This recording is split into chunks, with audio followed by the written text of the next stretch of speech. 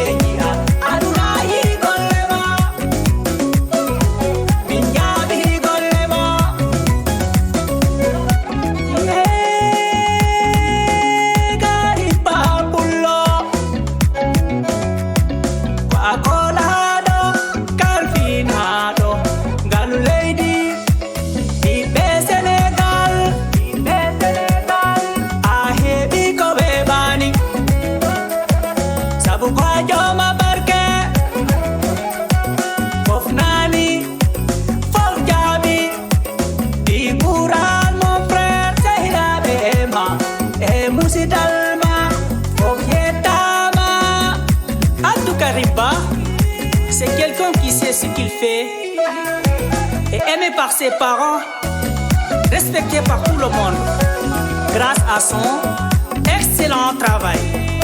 Nous sommes fiers de toi, mon frère. Du courage. Amadou Ali, et Binta Bibou.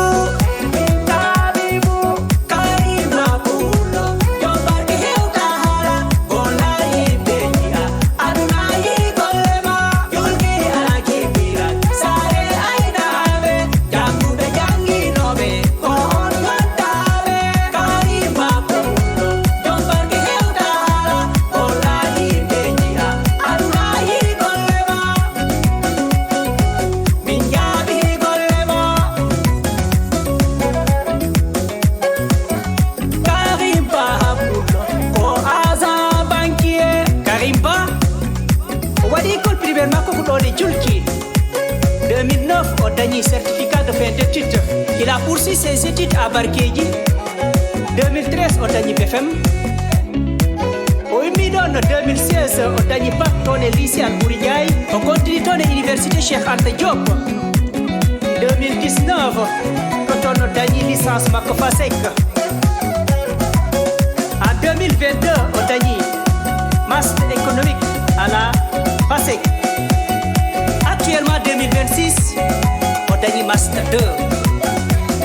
Karimba Bula, Engeti Depoma, Yegi Babula, Enoti, Commerçant Julki, Yaya Babula, Ebuba Karba, Kobeyon Dabe, Pouran Julki, et Groupe Jamgal. Je salue mes collègues Abdourajak Ba, Sadi Bouba, Mamadou Dia et Djibi Bapulo. Rassemble